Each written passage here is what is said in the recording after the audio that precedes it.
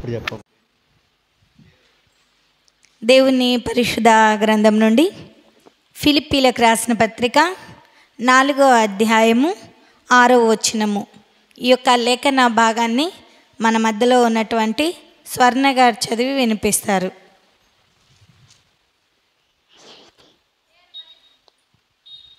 అందరికీ క్రీస్తునామమున వందనాలు. దేవుని పరిశుద్ధ గ్రంథం నుంచి ఫిలిప్పీలకు రాసిన పత్రిక 4వ అధ్యాయం 6వ వచనాన్ని చదువుకుందాం. ప్రార్థన విజ్ఞాపముల చేత కృతజ్ఞతాపూర్వకముగా మీ విన్నపములు దేవునికి తెలియజేయుడి. ఈ వాక్యం దేవుడు దీవించునుగాక. అందరం తల వంచుకున్నట్లయితే ప్రార్థించుకుందాం. ప్రార్థన. అందరం తల వంచుకున్నట్లయితే ప్రార్థించుకుందాం. ప్రార్థన. వాక్యము నిమిత్తమై ప్రార్థన.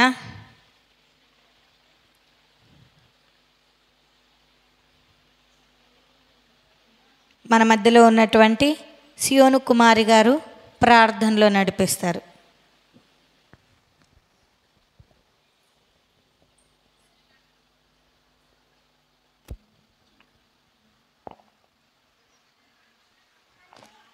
మహాపరిశుద్ధుడా, మహాగణుడా, సర్వశక్తిమంతుడా, సర్వాధికారి, నీకు స్తోత్రములు, నీకు వందనములు. ప్రభువా, జ్ఞాపకం చేసుకునండి నాయన, కృప చూపండి.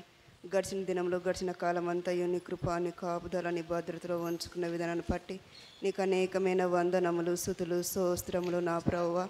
ఇదిగో తండ్రి, జ్ఞాపకం చేసుకునండి నాయన, కృప చూపండి. నైనా ఈ చిన్న మందగా కూడి నిన్ను ఆరాధిస్తుండగా నాయన నువ్వు కృప చూపి సహాయం దయచేయండి. అమ్మగారు వాక్యమును చెప్పుచుండగా వినగల చెవును, గ్రహించగల మనస్సును దయచేసి కృప చూపండి నా తండ్రి. మాకు కావాల్సిన అయా నీ వాక్యము ద్వారా మాకు నైనా ఏమి నేర్పించాలనుకున్నావో నా ప్రభు మాతో సూటిగా స్పష్టంగా నైనా మాట్లాడి కృప చూపండి నైనా. దయగలిగిన తండ్రి, కృపగలిగిన దేవా, నీకు స్తోత్రములు, నీకు వందనములు. నైనా ఈ బండ లాంటి హృదయాలకు నీ సుత్తి వంటి మాటల చేత మమ్మల్ని దర్శించి కృప చూపి సహాయమును దయచేయమని యేసుక్రీస్తు నామం పేరుట స్తుతించి ప్రార్థించి అతి వినయముగా అడుగుచున్న పరమ తండ్రి, ఆమేన్. ఈ యొక్క స్త్రీల ఆరాధన కూడికకు ఏర్పాటు చేయబడినటువంటి లేఖన భాగాన్ని మనం చదువుకున్నాం. మరి విశ్వాసికి ఉండవలసిన మన టాపిక్ వచ్చేసి విశ్వాసికి ఉండవలసిన గుణము. ఎలాంటి గుణాలు కలిగి ఉండాలి, ఎలాంటి పద్ధతి కలిగి ఉండాలి, ఎలాంటి లక్షణాలు కలిగి ఉండాలో కొద్ది నిమిషాలు మాత్రమే దేవుని యొక్క వాక్యాన్ని మనం ధ్యానించుకుందామండి. విశ్వాసి కలిగి ఉండవలసినటువంటి పద్ధతులు లేదా లక్షణాలు లేదా గుణము ఎలాంటివి కలిగి ఉండాలో కొద్ది నిమిషాలు మాత్రమే దేవుని యొక్క వాక్యాన్ని మనం ధ్యానించుకుందాం. అందుకోసమే చదువుబడిన లేఖనములలో మనము జ్ఞాపకం చేసుకున్నట్లయితే మరొకసారి చదవండి. దేనిని గూర్చియు చింతపడకుడి గాని ప్రతి విషయములోనూ ప్రార్థన విజ్ఞాపనముల చేత కృతజ్ఞతాపూర్వకముగా మీ విన్నపములు దేవునికి తెలియచేయుడి. చాలండి. ఈ చదువుకున్న లేఖనములలో మనము జ్ఞాపకము చేసుకున్నట్లయితే దేనిని గూర్చి కూడా చింతపడకూడదంట. చింత అనగా విచారము, బాధ కదా. చింత అనగా ఇంకా ఏదైనా కావచ్చు, ఆలోచన కావచ్చు, బాధ ఇంకా బాధలోనే అన్నీ వస్తాయండి. దేనిని ఇది లేదే, అది లేదే, నేను ఇలా ఉన్నానే, నాకేంటి, నేనేంటి అని దేనిని గురించి కూడా చింతపడకూడదంట. ఏం చేయాలంట? దేనిని గురించి చింతపడకుడి కానీ ప్రతి విషయములో ప్రార్థన విజ్ఞాపనముల చేత కృతజ్ఞతాపూర్వకంగా మీ విన్నపములు దేవునికి తెలియచేయడి. నిజంగా చాలామంది స్త్రీలు ఏం చేస్తూ ఉంటారంటే బాధ కలిగినప్పుడు, ఏదైనా సమస్య కలిగినప్పుడు, ఏదైనా చింత కలిగినప్పుడు, ఏదైనా దుఃఖము కలిగినప్పుడు దానిని గురించి మాత్రమే విచారిస్తూ ఉంటారండి. కానీ నువ్వు విచారం చేస్తే ఆ బరువు తగ్గుతుందా? తగ్గదు. ఏం చేయాలంట? కృతజ్ఞతాపూర్వకంగా నీకు ఏ సమస్య అయితే ఉందో, ఏ బాధ అయితే ఉందో, ఏ ఇబ్బంది అయితే ఉందో దానిని ఏం చేయాలి? దేవునికి తెలియచేయాలంట. దేవునికి తెలియచేయడం అంటే విశ్వాసిలో ఉండవలసినటువంటి సుగుణము ఏమిటి అంటే ప్రార్థించే సుగుణాన్ని కలిగి ఉండాలి, ప్రార్థించే లక్షణాన్ని కలిగి ఉండాలి. నిజంగా చాలామంది విశ్వాసులమే, క్రైస్తవులమే దృఢమైనటువంటి నమ్మకము లేదండి, దృఢమైనటువంటి విశ్వాసము లేదండి, దృఢమైనటువంటి భక్తి లేదండి. ఎందుకంటే కొంత కష్టం కలగగానే, కొంత బాధ కలగగానే, కొంత అనారోగ్యం కలగగానే ఏమి దేవుడు లేబ్బా అంటారా అనరా? అది తొందరగా నయం కాలేదు అనుకో, ఖచ్చితంగా అంటారండి. నిజంగా కానీ నువ్వు దేనిని గురించి కూడా చింతపడకూడదు, అది లేదు ఇది లేదు అని బాధపడకూడదంట. కానీ ప్రతి దానిని కూడా కృతజ్ఞతాపూర్వకంగా దేవునికి తెలియచేసే మీ విన్నపములను దేవునికి తెలియచేయడం. మీకు ఏదైతే విన్నపం ఉందో అది దేవునికి తెలియజేయాలంట. నిజంగా బాధ కలిగిందని ఏం చేస్తుంది? ఆ అక్క దగ్గరికి వెళ్ళి, అమ్మ దగ్గరికి వెళ్ళి, నాకు ఈ బాధ కలిగిందే, నా కుటుంబంలో ఈ సమస్య ఉందమ్మా, నాకు ఈ బాధ ఉంది, ఈ కష్టం ఉంది, మరి ఈ కొరత ఉంది, నన్ను అందరూ కూడా ఈ రీతిగా అంటున్నారని ఎవరికి కూడా చెప్పుకోకూడదంట. విశ్వాసి ఎలాంటి లక్షణాన్ని కలిగి ఉండాలి అంటే, ఎలాంటి గుణము కలిగి ఉండాలి అంటే, ఎలాంటి సుగుణము కలిగి ఉండాలి అంటే ప్రార్థించే సుగుణాన్ని కలిగి ఉండాలంట, ప్రార్థించే లక్షణాన్ని కలిగి ఉండాలంట. నిజంగా చాలామంది ప్రార్థించలేక వెనకబాటుతనం కలిగి ఉంది. అన్నిటికీ సమయం ఉంటుంది కానీ ప్రార్థించడానికి మాత్రము సమయము లేదంటున్నాం. పని చేసుకోవడానికి సమయం ఉంది, తినడానికి సమయం ఉంది, పండుకోవడానికి సమయం ఉంది, పిల్లలను చూసుకోవడానికి సమయం ఉంది, కానీ అన్నిటికీ సమయం ఉంది. కానీ దేవుని దగ్గరికి వచ్చేలోగా సమయము లేదంటున్నావు. అన్నిటికి ఇచ్చిన సమయాన్ని కంటే కూడా నువ్వు నీకున్న సమయంలో నువ్వు దేవునికి హెచ్చిస్తే దేవుడు నీ ప్రతి అవసరతను కూడా తీరుస్తాడండి. నీకు ఏదైతే కొరతగా ఉందో, ఏదైతే బాధగా ఉందో, ఏదైతే ఇబ్బందిగా ఉందో, ఏదైతే సమస్య ఉందో, ఏదైతే బలహీనత ఉందో ఆ బలహీనతనంతటినీ కూడా ప్రభుల వారు తీర్చేవారుగా ఉన్నాడండి. నిజంగా ఏ మనుషుని దగ్గరికి వెళ్ళినా కూడా నీ బాధ తీరుతుంది, నీ బరువు తీరుతుందండి? తీరదండి. నిజంగా నీ బాధ, నీ కష్టము, నీ అనారోగ్యత, నీ సమస్య పోవాలి అంటే, నీకున్న ఆర్థిక ఇబ్బందులు తొలగిపోవాలి అంటే నీవు నేను ఏం చేయాలంట? ప్రార్థించాలండి. ప్రార్థిస్తున్నావా? సంతానం లేదని దుఃఖపడుతూ ఉన్నావేమో, అనారోగ్యంగా ఉన్నావని బాధల్లో ఉన్నావేమో, విచారిస్తూ ఉన్నావేమో, చింతిస్తూ ఉన్నావేమో. ఏంటబ్బా నా బ్రతుకు, ఏంటబ్బా నా జీవితం, ఏంటబ్బా నా కుటుంబం ఇలాగ ఉంది అని నువ్వు బాధపడుతున్నావేమో. దేవుడు ఈ యొక్క రాత్రికాల వేళలో ప్రతి బిడ్డతో కూడా మాట్లాడుతున్నాడండి. నువ్వు నాకు మొరపెట్టుము, నేను నీకు ఉత్తరం ఇస్తానంటున్నాడు. నిజంగా అడుగుతే ఇచ్చే దేవుడు అండి మన దేవుడు. కానీ చాలామంది ప్రార్థించలేని స్థితిలో ఉంటున్నారండి. ప్రార్థన అనే ఆయుధము నీలో ఉన్నప్పుడు నీకున్న ప్రతి అవసరత కూడా ప్రభుల వారు తీరుస్తాడండి. చాలామంది విశ్వాసులు పైకి మాత్రము భక్తిపరులాగా కనిపిస్తూ ఉన్నారు, విశ్వాసులాగా కనిపిస్తున్నారు, కానీ ప్రార్థించే లక్షణము మాత్రము లేదండి. నిజంగా ప్రార్థనకు మించిన ఆయుధము ఏది కూడా లేదండి. ప్రార్థనే నీ బ్రతుకును మారుస్తుంది, ప్రార్థనే నీ జీవితాన్ని సరిచేస్తుంది, ప్రార్థనే నీ బలహీనతను తీసివేస్తుంది, ప్రార్థనే నీకు ఆరోగ్యాన్ని ఇస్తుంది. కనుక నువ్వు ప్రార్థించే స్త్రీగా ఉండాలండి. నిజంగా సంఘంలో చాలామంది ప్రార్థించలేని తత్వము కలిగి ఉంటున్నారండి. నిజంగా దేవుని మందిరంకి వస్తూ ఉన్నారు కానీ ప్రార్థన అనే ఆయుధాన్ని ధరించుకోలేనటువంటి వారిగా ఉంటున్నారు. దేవుని మందిరముకు వస్తున్నారు కానీ దేవునితో మాట్లాడలేని బిడలుగా ఉంటున్నారు. దేవుని మందిరముకు వస్తూ ఉన్నారు కానీ మొరపెట్టలేని స్థితిలో ఉంటున్నారండి. నిజంగా ఒక్కసారి మన జీవితాన్ని మనం ఆత్మ పరిశీలన చేసుకునే వారిగా ఉండాలి. నిజంగా మనం ప్రార్థించే స్త్రీలముగా ఉండాలి అని ప్రభునామంన తెలియజేస్తున్నాను. ఇంతవరకు మీలో ప్రార్థించే అనుభవ జీవితం ఉందో లేదో? ఎంతవరకు ప్రార్థిస్తున్నారమ్మా? ప్రార్థించారా? ప్రభువా, నేను ఇప్పుడు నీ మందిరంకు వెళ్తున్నా, వట్టి హృదయముతో నేను నీ సన్నిధానానికి వెళ్తున్నా, నీ వాక్యం అనే విత్తనాన్ని నా యొక్క హృదయం అనే పొలంలో విత్తుకొటకు కృపచూపు దేవా. ప్రార్థించారా? ఏదో అలవాటు ప్రకారంగా, ఆచార ప్రకారంగా వస్తున్నామంటే వస్తూ ఉన్నాం, పోతూ ఉన్నామంటే పోతూ ఉన్నాం. కానీ మన జీవితాల్లో ఎంతవరకు మార్పు వచ్చిందో ఒక్కసారి మనలను మనము ఆత్మ పరిశీలన చేసుకునే వారిగా ఉండాలి. ప్రార్థన నీలో ఉన్నప్పుడు నువ్వు దిగులు పడకూడదండి. ప్రార్థన అనే ఆయుధమును ధరించుకున్నప్పుడు నువ్వు బాధపడకూడదండి. ఎందుకంటే నీ చింత యావత్తు నా మీద వేడి అంటున్నాడు. మరి నువ్వేం చేస్తున్నావు? దేవునికి మొరపెట్టకుండా నీలోనే ఉంచుకొని ఇతరులతో పంచుకుంటున్నావు. నీ చింత పోతుందా? నీ బాధ పోతుందా? నీ ఇబ్బంది పోతుందా? నీ రోగం పోతుందా? నీ బలహీనత పోతుందా? నీకున్న సమస్య తొలగిపోతుందా? ఏది కూడా పోదండి. కానీ మీ చింత యావత్తును నా మీద వేడి అంటున్నాడు.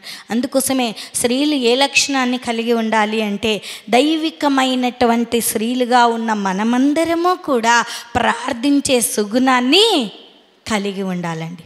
మరి ప్రార్థించే సుగుణం నీలో ఉంటే నీ దరిదాపుల్లోనికి ఏ కష్టము కూడా రాదండి. వస్తుందా?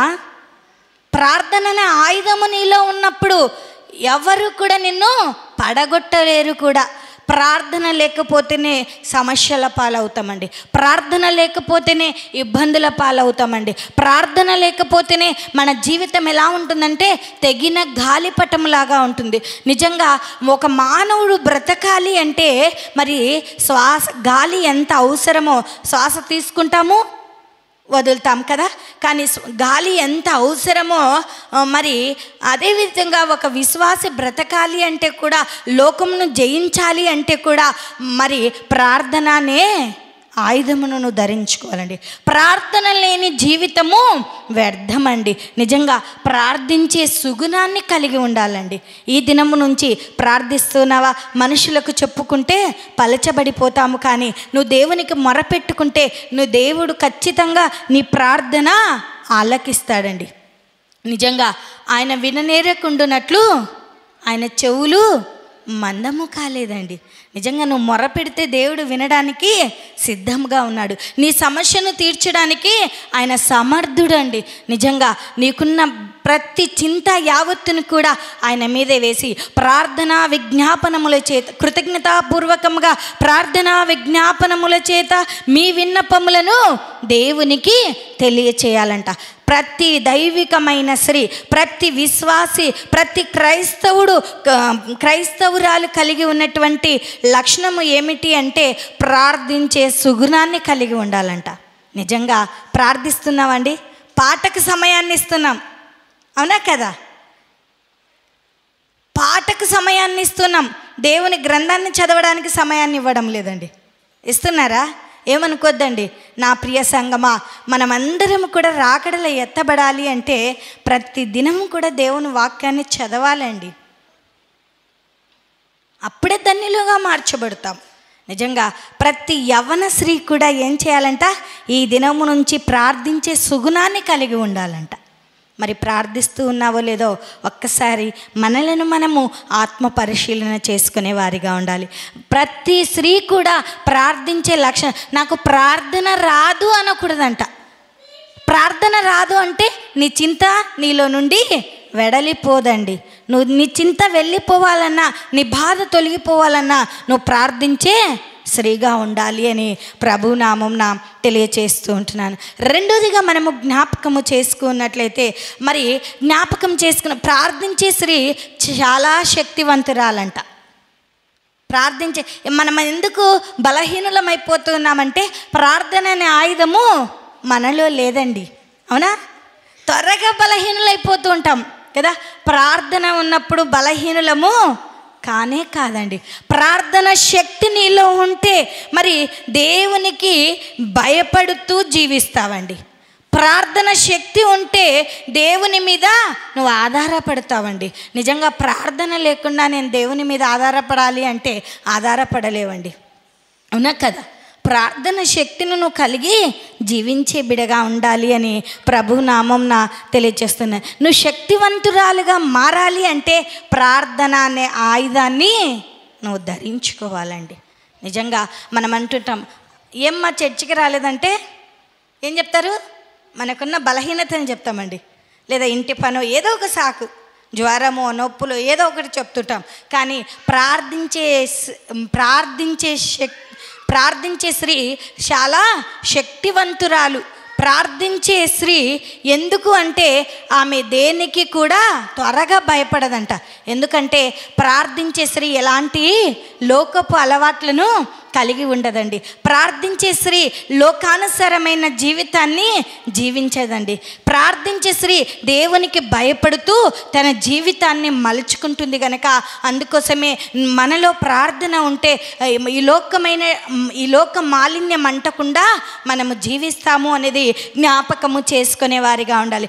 రెండోదిగా జ్ఞాపకము చేసుకున్నట్లయితే 1 తిమోతికి రాసిన పత్రిక 2వ అధ్యాయము 11వ వచనాన్ని జ్ఞాపకం చేసుకుందామండి.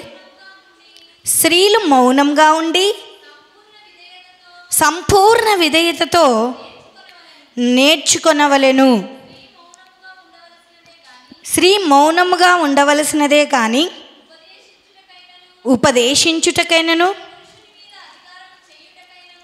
పురుషుని మీద అధికారము చేయుటకైనను ఆమెకు సెలవియదు. చాలండి, చాలామంది అనుకుంటూ ఉంటాం కదా, అక్కడే పైన చదువుకుందామండి కొద్దిగా. దైవభక్తి గలవారమని చెప్పుకొను స్త్రీలకు తగినట్టుగా సత్క్రియల చేత తమ్మును తాము అలంకరించుకొనవలెను. చాలండి, స్త్రీ ఏ క్రియల చేత అలంకరించుకోవాలంట?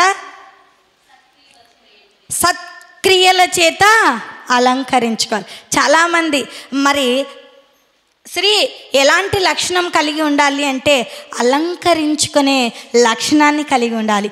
ఎలాంటి అలంకరణ అంటే ఈ లోకపు అలంకరణ కాదండి. ఆభరణాలు వేసుకోవడము, అందంగా తయారవ్వడము అది కాదండి అలంకరించుకోవడం అంటే. సత్క్రియల చేత అలంకరించుకోవాలి అని మనం చూస్తున్నాం. దైవిక పనిలో ముందుకు సాగే బిడలుగా ఉండాలి.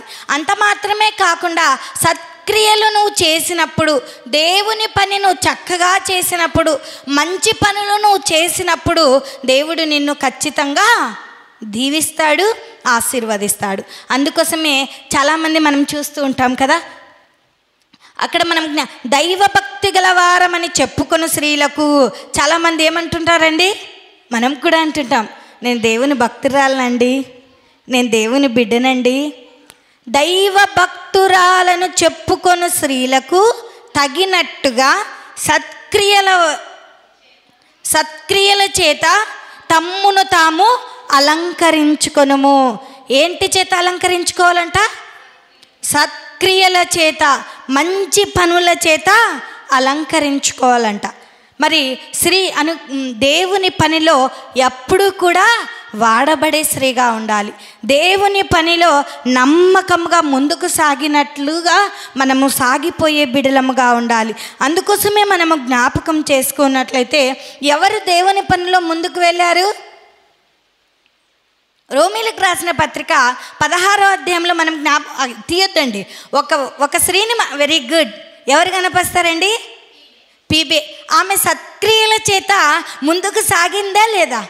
మరి దేవుని బిడగా ఉంటూ, ఒక విశ్వాసిగా ఉంటూ, ఒక క్రైస్తవురాలిగా ఉంటూ, ఆయన సొత్తుగా ఉంటూ నీవు నేను సత్క్రియల చేత అలంకరించుకోలేని వారిగా ఉంటున్నాం.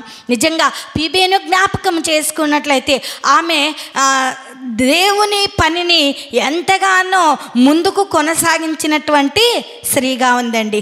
ఆమెలో ఉన్న విశ్వాసమును చూసుకున్నట్లయితే ఆమె ఎప్పుడూ కూడా నీరసించిపోలేదండి.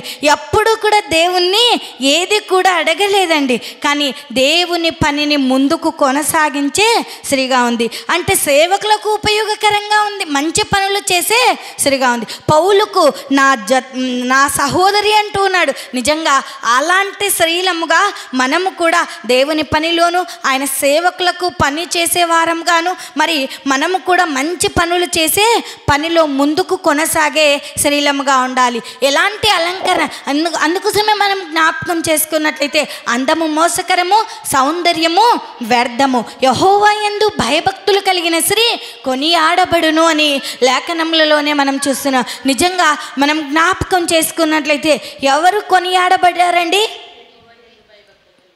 యెహోవా యందు భయభక్తులు కలిగిన స్త్రీ. నిజంగా పీబేలో కూడా భయము భక్తి ఉందండి.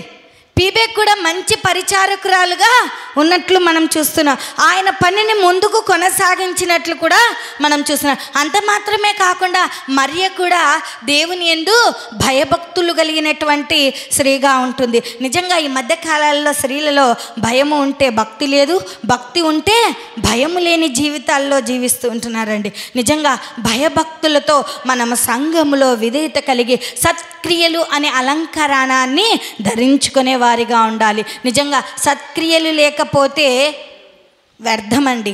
మంచి పని చేయలేకపోతే విశ్వాసులమని చెప్పుకోవడానికి కూడా అర్హులము కాదండి. నీ చేతనైనంత మటుకు నువ్వు ఇతరులకు సహాయము చేసే బిడ్డగా ఉండాలండి.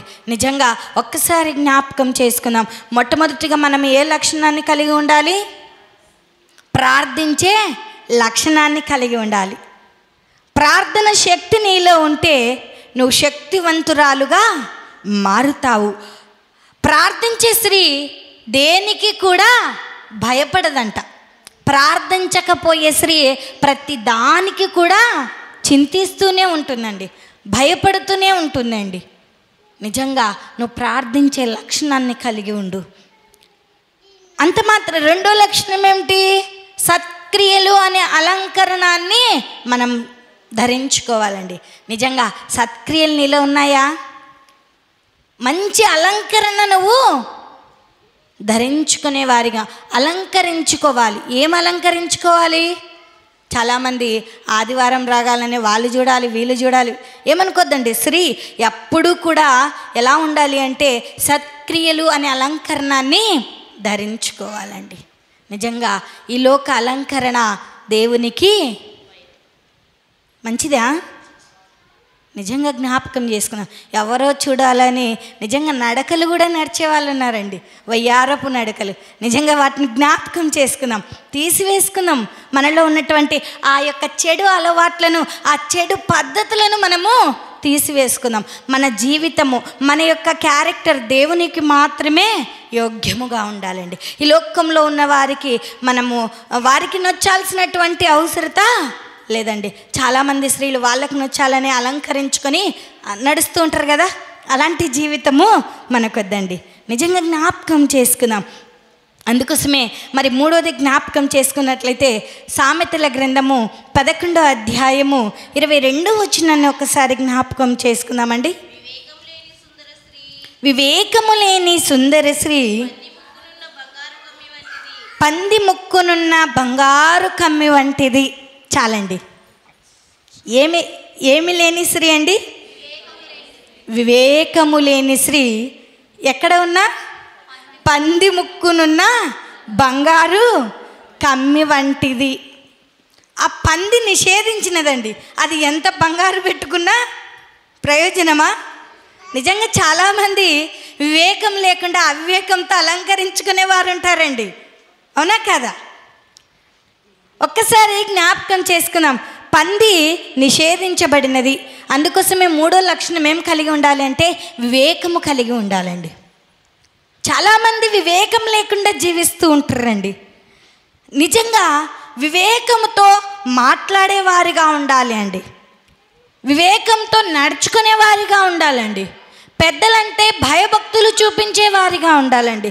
నాకేంటి, నా ఇష్టము, నేను నా స్వతహాగా జీవిస్తాననకూడదండి. వివేకము కలిగి నడుచుకోవాలండి, వివేకము కలిగి జీవించేవారిగా. వివేకము అనే లక్షణాన్ని నీవు నేను మనమందరము కూడా కలిగి జీవించాలి. వివేకము కలిగిన స్త్రీ ఎలాంటిదంట? పంది ముక్కునున్న బంగారు కమ్మి వంటిది. నిజంగా వివేకము లేని స్త్రీతో ఎవరు కూడా మాట్లాడడానికి ఇష్టపడరు. ఎందుకంటావా? పందిని కలుపుకుంటారండి. అది అంత దూరం వస్తున్నా కానీ తాయి అంటారు, అవునా కదా? రాయేస్తారు, కొడతారు. నిజంగా వివేకం లేకుండా అవివేకంతో ఉంటే నువ్వు ఎన్ని బంగారాలు ధరించుకున్నా, ఎన్ని వస్త్రాలు ధరించుకున్నా, నీలో మంచి గుణము లేకపోతే నిన్ను కూడా అందరిలో కలుపుకోలేరండి. వివేకము కలిగి కుటుంబాన్ని కూడా కట్టుకోవాలండి. అందుకోసమే మనం జ్ఞాపకం చేసుకున్నట్లయితే సామెతల గ్రంథము 14వ అధ్యాయంలో మనం జ్ఞాపకం చేసుకున్నట్లయితే, జ్ఞానవంతురాలు తన ఇల్లు కట్టును, మూఢురాలు తన చేతులతో తన ఇల్లును ఊడబెరుకును అంటున్నాను. నిజంగా ఇది నాన్న ప్రతి స్త్రీకి తెలియచేసేది ఏమిటి అంటే వివేకముతో కుటుంబాలను కట్టుకోవాలండి. వివేకము కలిగి జీవించాలండి. వివేకము కలిగి నడుచుకునే వారిగా ఉండాలి. అందుకోసమే అవివేకులముగా మనం ఉండకూడదండి, అజ్ఞానులముగా మనం ఉండకూడదండి, మూడు రాళ్ళముగా అన్నీ తెలుసులే అంటుంటాం, అవునా కదా? నిజంగా అలా జీవించకూడదండి. పెద్దలంటే, కుటుంబం అంటే ఏమిటో వివేకంతో నడుచుకునే వారిగా ఉండాలి. నిజంగా కొంతమంది ఏం చేస్తుంటారంటే అత్తామామలంటే అస్సలు పడరండి, అవునా కదా? వాళ్ళు నన్ను ఈ మాట అన్నారు, నేను మాట్లాడనబ్బా. నిజంగా జ్ఞాపకం చేసుకున్నాం, వారు పెద్దవారు అన్నప్పుడు మనం తగ్గించుకొని పోతే అన్నీ మనకు మంచిదే జరుగుతుంది, కానీ ఏది కూడా జరగదండి. నిజంగా పెద్దవారు అన్నప్పుడు నువ్వు ఎంత తగ్గించుకుంటే అంత జ్ఞానంతో మలుచుకుంటావండి. నిజంగా వివేకము లేకపోతేనే అవివేకంతో మాటకు మాట జవాబిస్తారా ఇవ్వరా? నువ్వంటే నేను బడి ఉండాలా, నువ్వెలా వచ్చావో నేను అలా వచ్చాను. నిజంగా ఎంత అవివేకం ఒక్కసారి జ్ఞాపకం. మూఢురాలు ఏం చేస్తుందంట, తన కుటుంబాన్ని తన చేతులతోనే ఊడబెరుక్కుంటుంది. నిజంగా నువ్వు ఇందినాన వివేకం కలిగి ఉన్నావా, అవివేకం కలిగి జీవిస్తున్నావా? నీ కుటుంబాన్ని నువ్వు కట్టుకుంటున్నావా, నీ కుటుంబాన్ని నువ్వు పడగొట్టుకుంటున్నావో ఒక్కసారి జ్ఞాపకం చేస్తున్నావు. వివేకము కలిగిన స్త్రీ, వివేకము లేని స్త్రీ పంది ముక్కునున్న బంగారు కమ్మి వంటిది. నిజంగా బంగారు కమ్మి పంది ముక్కులో ఉంటే ఏమైనా విలువ ఉందండి? నిజంగా నువ్వు క్రైస్తవురాలువే, విశ్వాసివే, దేవుని బిడవే, కానీ నీకు వివేకము లేకపోతే నువ్వు దేనికి కూడా అర్హులు కావండి. అందుకోసమే మనమందరము కూడా వివేకము కలిగి జీవించే వారిగా ఉండాలి అని ప్రభువు నామంన తెలియచేస్తూ ఉంటున్నాను. నిజంగా మనం వివేకంతో మాట్లాడాలండి. మాట్లాడుతున్నారా? అవివేకంతోనే మాట్లాడుతుంటారు. భర్త ఒక మాట అంటే కూడా పడిపోడండి. నువ్వంటే నేను పడిపోవాలా? నిజంగా ఎంత అవివేకం! ఒక్కసారి నీ భర్త నీకు కిరీటం అండి, నీ భర్త నీకు కిరీటం కనుక నీ కిరీటాన్ని నువ్వు ఎప్పుడూ కూడా పడగొట్టకూడదండి. నీవేమన్నా కూడా అన్నీ సర్దుకుపోవాలి. నిజంగా చాలామంది అవివేకంతో ఏదైనా మందిలో ఉన్నప్పుడు చెప్పారనుకో, నేను చేయాలా, చేసుకోపో అంటున్నారు. ఎక్కడండి విలువ, ఎక్కడ నీ వివేకము? ఒకసారి జ్ఞాపకం చేసుకుందాం. వివేకంతో నడుచుకోవాలంట, వివేకం కలిగి జీవించాలంట. ప్రతి స్త్రీ, ప్రతి విశ్వాసి, ప్రతి యవన స్త్రీలు కూడా వివేకం కలిగి జీవించాలంట. నిజంగా ఇంతకాలం నువ్వు వివేకం కలిగి ఉన్నావో, అవివేకంతో నీ కుటుంబాన్ని నువ్వు పడగొట్టుకున్నావో, ఇది నానొక్కసారి వివేకం కలిగిన స్త్రీ ఏం చేస్తుందంటే తన యొక్క కుటుంబ పొరపాటును కూడా తన పొరపాటుగా ఎంచుకొని దేవుని యొద్ద పశ్చాత్తాపపడుతుందంట. నిజంగా నువ్వు వివేకంతో నడుచుకుంటున్నావా? ఒక్కసారి జ్ఞాపకం చేసుకునే వారిగా ఉండాలి అని ప్రభు నామంన తెలియచేస్తూ ఉంటున్నాను. మరి నాలుగోదిగా మనం జ్ఞాపకం చేసుకున్నట్లయితే లూకాసు వార్త 10వ అధ్యాయము 41 వచనం ఒక్కటి చదువుకుందామండి. నేను త్వరగానే ముగించేస్తానండి. అందుకు ప్రభువు, మార్తా నీవనేకమైన పనులను గూర్చి విచారం కలిగి తొందరపడుచున్నావు, కానీ అవసరమైనది ఒక్కటే చాలండి. ఏది అవసరమైనదంట? ఏది అవసరమైనదండి? దేవునితో సహవాసము చేయడం అవసరమండి.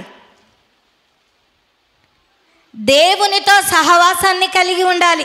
నువ్వు దేవుని సన్నిధానానికి వచ్చి కూడా దేవునితో సహవాసం లేకపోయావనుకో, నీ ధ్యాస, నీ యొక్క మనసు అంతా కూడా నువ్వు ఎక్కడో పెట్టావనుకో, వ్యర్థులమే. మనం అనుకుంటున్నాం చాలామంది కూడా వాక్యమును విన్నట్టు నటిస్తూ ఉంటారండి దేవుని సన్నిధానంలో. దేవుని సన్నిధానానికి వస్తారు, మరి తన సెల్ఫ్ కంట్రోల్ లేకుండా సేవకులు చెప్పే వాక్యాన్ని వినకుండా పేపర్లు తిప్పుతూ ఉంటారు, రాతలు రాస్తూ ఉంటారండి. నువ్వు దేవుని సన్నిధానానికి ఎందుకు వచ్చావు? రాసుకునే బదులు ఇంటికాడ ఉండొచ్చు, చదువుకోవడం ఇంటికాడైనా చదువుకోవచ్చండి. దేవుని సన్నిధానానికి ఎందుకు వచ్చావు? దేవుని వాక్యాన్ని వినడానికి వచ్చావు. ప్రియ సహోదరి, ప్రియ దేవుని బిడ్డ, అమ్మలారా, ఒక్కసారి జ్ఞాపకం చేసుకుని దేవుని సన్నిధానానికి వచ్చిన నీవు దేవునితో సహవాసము చేయడము నేర్చుకోవాలంట. నువ్వు దేవునితో సహవాసం చేస్తున్నావా? మనుషులతో సహవాసం చేస్తున్నావా? దేవునితో మరి దేవునితో సహవాసం కలిగి జీవించినట్లయితే దేవుడు నిన్ను ఎంతగానో ఆశీర్వదిస్తాడండి. నీ కుటుంబంలో ఉన్న సమస్యలను కూడా దేవుడు తీరుస్తాడండి. దేవునితో సహవాసము లేకపోతే నీవు ఏది కూడా పొందుకోలేవు అనేది జ్ఞాపకము చేసుకునే వారిగా ఉండాలి.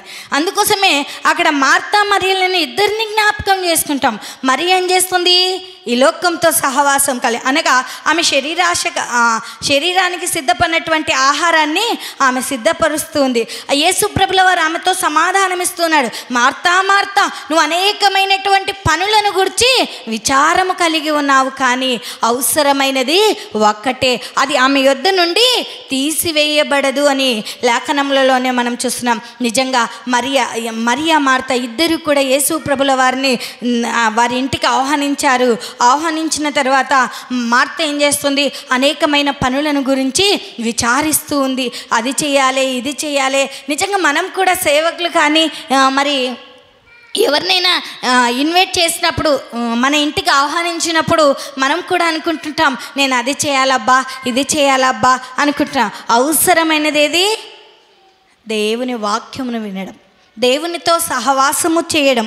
నిజంగా నీ స్నేహము దేవునితో కలిగి ఉండాలండి. చాలామంది ఆమెతో స్నేహం చేయకుంటే నేను ఉండలేనబ్బా, ఆమె మాట్లాడకుంటే నేను బ్రతకలేనబ్బా, ఆమె మాట్లాడకుంటే నాకు ఈ దినం గడవదబ్బా అంటుంటారా? అనరా? అయితే మన మంచి స్త్రీలండి అంటారు కదా, ఆమె ఏ పక్కకు పనికి పోతే నేను అదే పక్కకు పనిపోదు. నిజంగా నీ స్నేహం లోకంతో ఉండకూడదండి, దేవునితో స్నేహము చేసే బిడ్డగా ఉండాలి. నిజంగా అప్పుడే దేవుడు నీతో స్నేహం చేస్తాడు. నిజంగా చాలామంది స్త్రీలు ఏం చేస్తుంటారంటే, అక్క ఎక్కడికి పని పోతుందో అడుగు, నేను ఆ అక్కతో పాటే వస్తాను అంటారు కదా. లేదా ఆమె నాతో మాట్లాడుకుందని మళ్ళీ వారికి వీరికి మధ్యవర్తిని పెట్టుకుంటారు. ఒక్కసారి జ్ఞాపకం చేసుకోండి సుమా, నువ్వు ఎవరితో సహవాసం చేయాలి అంటే దేవునితో మాత్రమే సహవాసము చేయాలి. నీ స్నేహము దేవునితో మాత్రమే ఉండాలండి. మనుషులతో స్నేహం చేసావు అనుకో నీ జీవితం బస్ట్ అయిపోతుంది. మనుషులతో సహవాసం చేసావు అనుకో నీ జీవితం రోడ్డు పాలైపోతుంది. మనుషులతో సహవాసము చేయక దేవునితో స్నేహము చేస్తూ దేవుని సహవాసంలో ఉంటూ ముందుకు కొనసాగినట్లయితే మన కుటుంబాలను దేవుడు ఎంతగానో ఆశీర్వదించే దేవుడుగా ఉన్నాడు అనేది జ్ఞాపకం చేసుకునే వారిగా ఉండాలి. అందుకోసమే మనం మరి దేవునితో స్నేహం చేయాలి అంటే మరియా దేవునితో స్నేహము చేయడానికి ఇష్టపడినటువంటి స్త్రీగా ఉంది. ఎందుకు మరియా దేవునితో స్నేహం చేస్తుంది అంటే మరియకు దేవుడంటే భయము, భక్తి అండి. అందుకోసమే ఆమె దేవునితో సహవాసం కలిగి ఉంది, ఆమె దేవునితో స్నేహం చేస్తూ ఉంది. మరి నీలో భయము భక్తి ఉంటే నువ్వు కూడా దేవునితో స్నేహం చేస్తావండి. నీలో భయము భక్తి ఉంటే దేవునితో సహవాసం చేస్తావండి. నీలో భయము లేదు, భక్తి లేదు కనుకనే దేవునితో సహవాసం చేయలేక మనుషుల సహవాసాన్ని కోరుకుంటున్నాం. ఆమె సహవాసం కావాలి, వారి సహవాసం కావాలి, ఆ అక్క సహవాసం కావాలి. నీకు ఎవరి సహవాసం అవసరం లేదండి. నువ్వు ఒంటరిగా ఉన్నా దేవుడు నీ పక్షాన ఉన్నాడు, 1000 మందితో సమానం గనక. నిజంగా నువ్వు ఎవరితో సహవాసం చేయక దేవునితో మాత్రమే సహవాసము చేసే స్త్రీగా ఉండాలి. నిజంగా మరియ ఎంతగా దేవునితో సహవాసం చేసిందండి. మరియ ఎంతగా దేవునితో స్నేహం చేసిందండి. నువ్వు దేవునితో స్నేహం చేస్తున్నావా? ఇంతకాలము దేవునితో స్నేహం చేయలేకపోతే ఈ దినము నుంచి, ఈ సమయము నుంచి, మరి ఈ యొక్క స్త్రీల ఆరాధన కూడిక నుంచి, ప్రభువా మరియ వలె నేను కూడా నీతో సహవాసము కలిగి జీవించుటకు నాకు నేర్పు ప్రభువా. నేను నీతో స్నేహము చేయుటకు నాకు సహాయము దయచిన సమయముని హెచ్చించు ప్రభువా. నేను కూడా లోకంలో మార్త వలె అనేకమైన పనులను గురించి విచారిస్తూ ఉన్నానయ్యా. నాలో ఉన్న ఆ అజ్ఞాన దశను తీసివేసి నాలో మంచి జ్ఞానాన్ని నింపి నేను నీతో సహవాసం చేసే కుమార్తెగా నాకు ఇమ్ము ప్రభువా. ఈ లోక సహవాసము దేవునికి వైరం కలగజేస్తుందండి. లోకంతో సహవాసం చేయకు. అందుకోసమే భక్తుడు చాలా చక్కగా పాట పాడతాడు కదా, లోకంనైనాను లోకంలో ఉన్నవైనాను ఆశించొద్దని బైబుల్ బోధించేనురా. లోకముపై ఆశ పడితే మోసమేరా, మోసపోతే నీకు నిత్య నరకమేరా. ఎంతో అందమైన ఈ లోకములోన అన్నీ కూడా మాయే స్వరూపములే. నువ్వు లోకంతో స్నేహం చేస్తుంటే ఇవన్నీ కూడా ఎక్కడికి తీసుకెళ్తాయంట? నరకానికి తీసుకెళ్తాయంట. నువ్వు మోక్షానికి వెళ్ళాలంటే, దేవుని రాజ్యానికి వెళ్ళాలి అంటే, నిత్యము స్తుతింపబడే గుంపులో ఉండాలి అంటే దేవునితో సహవాసం చేసేవారిగా ఉండాలి. దేవునితో సహవాసం చేయడం అంటే భయము భక్తి కలిగి జీవించాలి. లోక మాలిన్యం అంటకుండా ప్రత్యేకించినటువంటి బిడ్డగా నీ ఉండాలి అని ప్రభు నామంన తెలియచేస్తున్నాను. చివరిగా మనము జ్ఞాపకం చేసుకొని ముగించేసుకుందామండి. మరి చివరిగా జ్ఞాపకం చేసుకొని ముగించేసుకుందాం. తీతుకు రాసిన పత్రిక 2వ అధ్యాయము మరి 3-4 వచనాలను జ్ఞాపకం చేసుకుందామండి.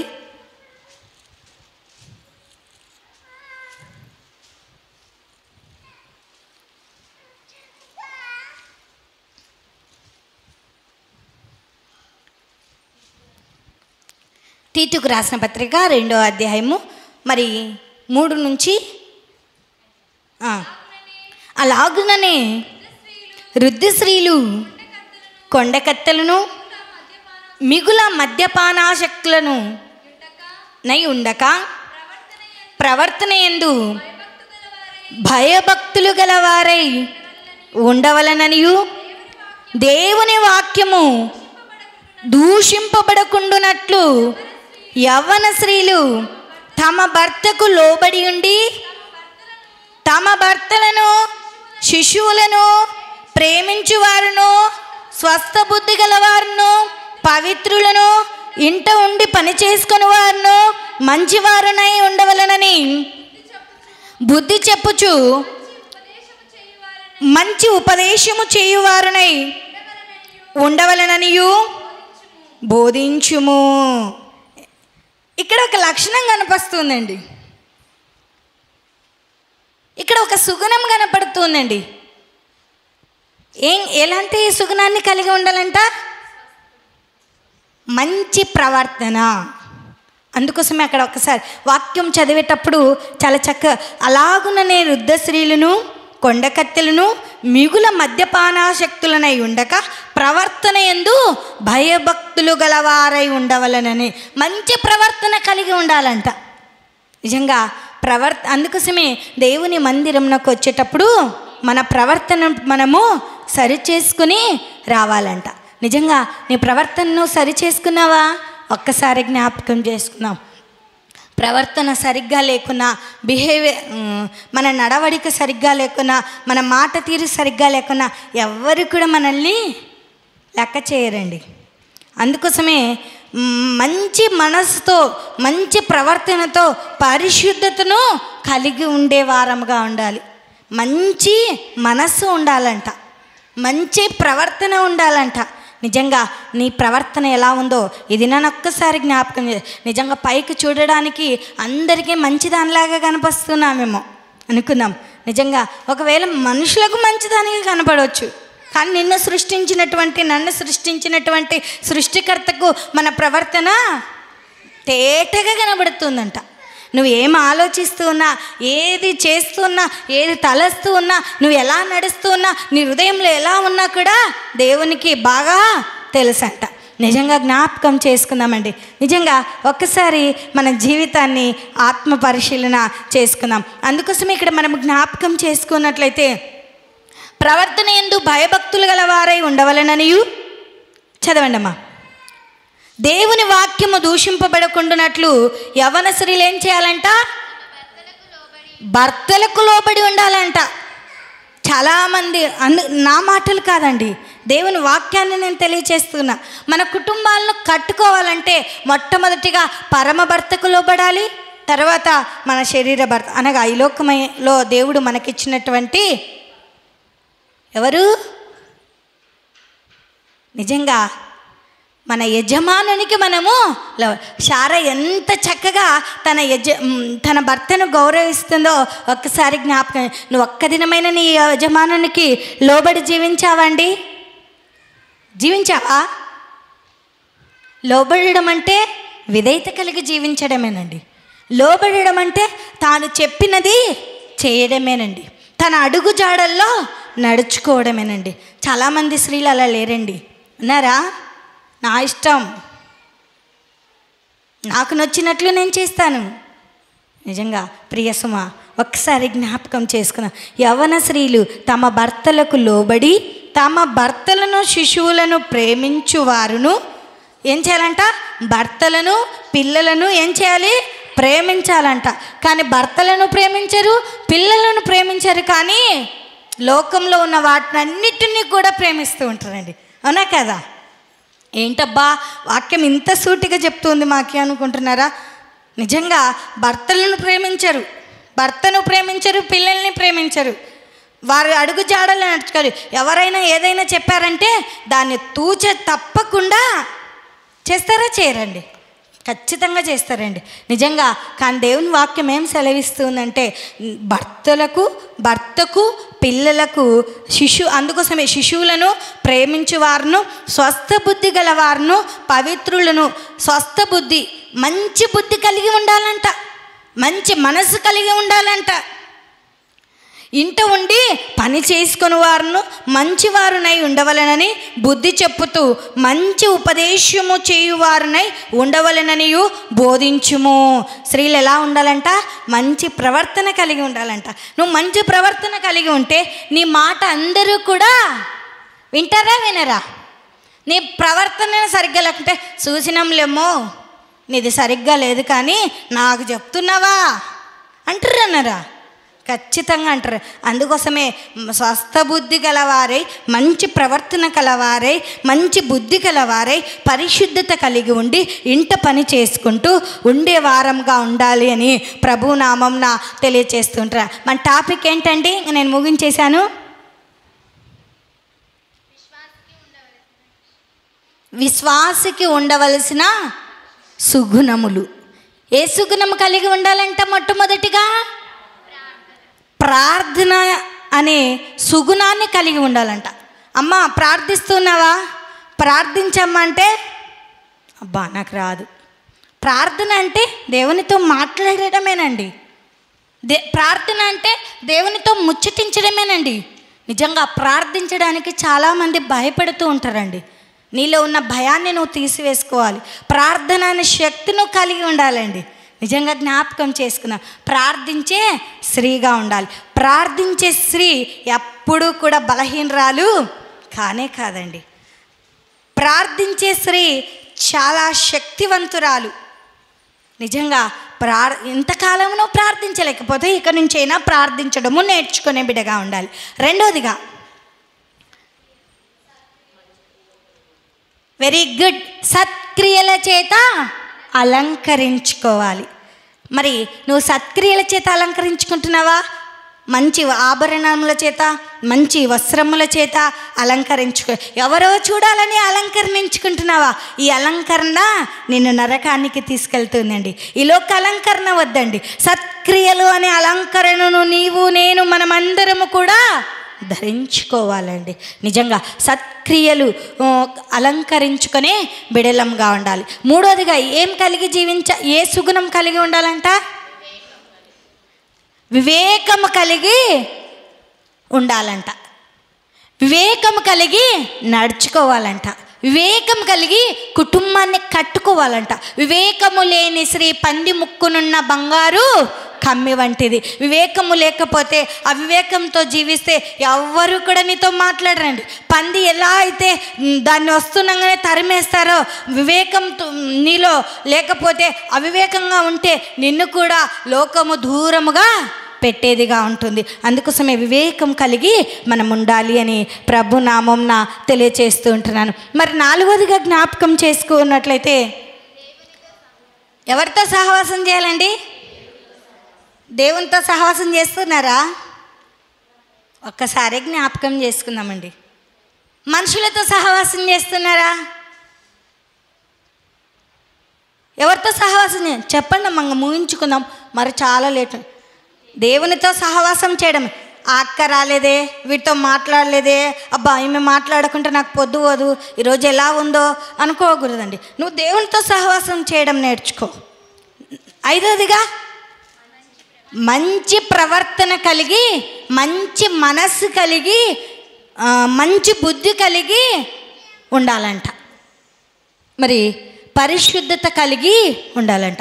మంచి ప్రవర్తన ఉన్నప్పుడే, మంచి మనస్సు ఉన్నప్పుడే, మంచి బుద్ధి ఉన్నప్పుడే పరిశుద్ధత అనేది మనం కలిగి ఉంటాము అనేది జ్ఞాపకం దేవుడు చిన్ని వాక్యాన్ని మనందరి వెనుకల్లో దీవించి ఆశీర్వదించునుగాక.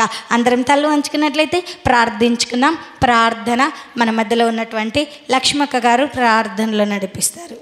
లక్ష్మమ్మ గారు, హనుమంతయ్య అన్నగారి సతీమణి.